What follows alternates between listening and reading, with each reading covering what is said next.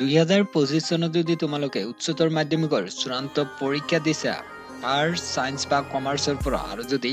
result চাবলৈ অপেক্ষা কৰি আছা তেতিয়াহ'লে এই ভিডিঅ'টো সম্পূৰ্ণ চোৱা কাৰণ অসমৰ শিক্ষামন্ত্ৰী ইতিমধ্যে জনাই দিছে যে উচ্চতৰ মাধ্যমিকৰ চূড়ান্ত পৰীক্ষা অৰ্থাৎ এইচএছ ফাইনেল পৰীক্ষাৰ ৰিজাল্ট কেতিয়া ঘোষণা কৰিব এই ক্লিপটো তোমালোকক দেখুওৱা হ'ব ভিডিঅ'টো সম্পূৰ্ণ চোৱা তাৰ আগতে আৰু এটা ইম্পৰ্টেন্ট পইণ্ট জনাই দিব বিচাৰিছো এইবাৰ অৰ্থাৎ 2025 চনত ক্লাস 12 CBSE বোৰ্ডৰ ৰিজাল্টৰ আগতেই এইচএছ ফাইনেল পৰীক্ষাৰ অসমৰ যেটো বোৰ্ড আছে সেই বোৰ্ডৰ ৰিজাল্ট আগতে দিয়াৰ সম্ভাৱনা আছে এতিয়া তোমালোকে জানি লোৱা বা চোৱা যে এই ভিডিঅ' ক্লিপত অসমৰ শিক্ষামন্ত্ৰীয়ে কি কৈছে আমি কাম কৰো আৰু বহুখিনি পূৰ্ব পৰিকল্পনাৰে কাম কৰো গতিকে আমি দায়বদ্ধ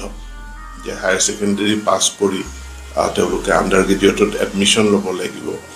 সেইকাৰণে ফলাফল যোৱাবাৰো আমাৰ সেবাৰ CBSE পৰীক্ষাতকে মানে হায়াৰ সেকেন্ডাৰী পৰীক্ষা আমাৰ ফলাফল আগতীয়াকৈ প্ৰকাশ পাইছে গতিকে এই ফলাফলো আমি সোনকালে দিয়াৰ কাৰণে আমি চেষ্টা কৰিম ইতিমধ্যে আন্ডাৰ গ্ৰেজুৱেট এডমিশনৰ আমি গোটেই প্ৰক্ৰিয়া আজিৰে পৰা আৰম্ভ কৰিছো আজি বিয়লি 4 বজাৰ পৰা আমাৰ যেটো সামৰ্থ পোৰ্টেল সেই সামৰ্থ পোৰ্টেলৰ জৰিয়তে এডমিশন হ'ব গতিকে হেতু আমি আজিৰ পৰা আমি আৰম্ভ কৰিছো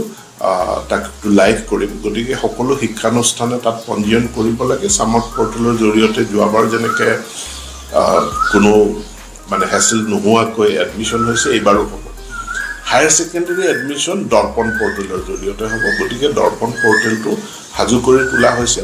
আগৰ নিচিনা ছাত্ৰ ছাত্ৰীয়ে অসমৰ বিভিন্ন চহৰ ভ্ৰমি ফুৰিব নালাগে এডমিশনৰ কাৰণে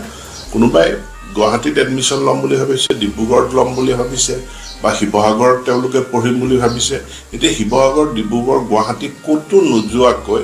নিজৰ ঘৰতে বহি